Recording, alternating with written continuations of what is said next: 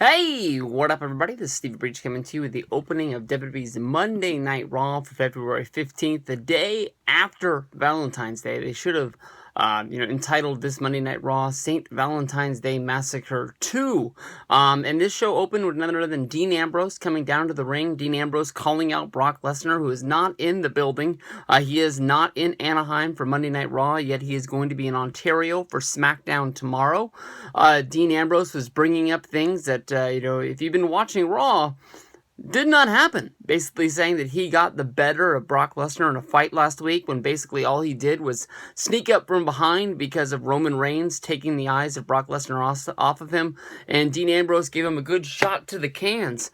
Just right that. And then, hightailed it out of the ring to hide behind Roman Reigns in case Brock Lesnar was going to bring the fight to him. Out came Stephanie McMahon to interrupt Dean Ambrose, basically pointing out the flaws in Dean Ambrose's promo, basically saying that if it wasn't for Roman Reigns, Dean Ambrose wouldn't have been able to get the better of Brock Lesnar with that shot to the nuts. And then as soon as he did it, he ran and hid behind Roman Reigns' skirt. They went back and forth for a little while. Basically, Stephanie McMahon even asked the WWE Universe there in Anaheim if they would like to see Ambrose get F5 tonight, where the fans were supposed to boo, but the fans popped. They really wanted to see it. And Stephanie said that Ambrose was going to get an F5 tonight, but it wasn't going to be from Brock Lesnar. It was going to be a fatal 5-way. I've never heard of a fatal 5-way, but I guess they decided they wanted to put one more person in there. It reminds me a lot of how Ambrose ended up losing the United States Championship, being put into the 20-man Battle Royal by the Authority after WrestleMania 30. It's sort of like a payback for turning against them. They wanted to show that the Shield could be handled, even though that they couldn't be beaten in the ring, basically. Sheamus ended up winning that Battle Royal to be the United States Champion. Nothing really came of that between Sheamus and Ambrose. But this right here ended up being a 5-way match with Dean Ambrose putting the Intercontinental Championship on the line. He ended up going up against Tyler Breeze, Kevin Owens, Dean Ambrose, Stardust, and Dolph Ziggler.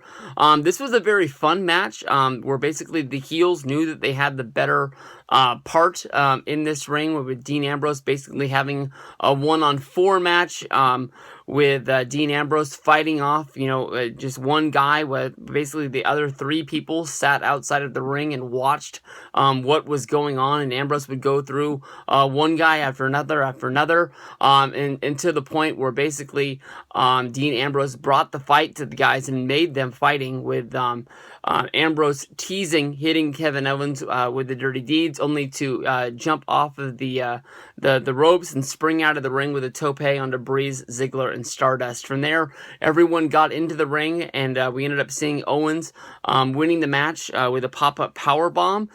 Basically, this was a long ordeal with Ambrose going for the Dirty Deeds on Stardust, but Ziggler ran in to break it up, only for Ambrose to hit the zigzag on Stardust, with Breeze throwing Ziggler out of the ring, but Owens ran in and gave Breeze the pop-up powerbomb for the 1, 2, and the 3. Once the match was over, we had Renee Young come and interview Kevin Owens, what it was like to be a 2-time Intercontinental Champion now, and basically Dolph Ziggler popped into the screen, basically sarcastically congratulating Kevin Owens, basically saying that over the past 2 weeks, Ziggler has beaten Owens both times they've wrestled, and he wants to get a shot at the Intercontinental Championship at Fastlane. So it looks like the Fastlane card is coming together, and piece by piece, we're going to see what's going down with these matches that will be added tonight. Kevin Owens, being a 2-time Intercontinental Championship, gets 2 thumbs up from me. Dolph Ziggler versus Kevin Owens, even though I'm sure that when Fastlane comes around, it's going to be a good match, it doesn't seem fresh, because just like what Dolph Ziggler said, is they've been, having matches back and forth for 2 weeks. It's nothing really fresh, so we'll see. I mean, a feud's got to come from somewhere, and a feud from just guys having wrestling matches is sort of fresh and new. We'll see what happens at Fastlane.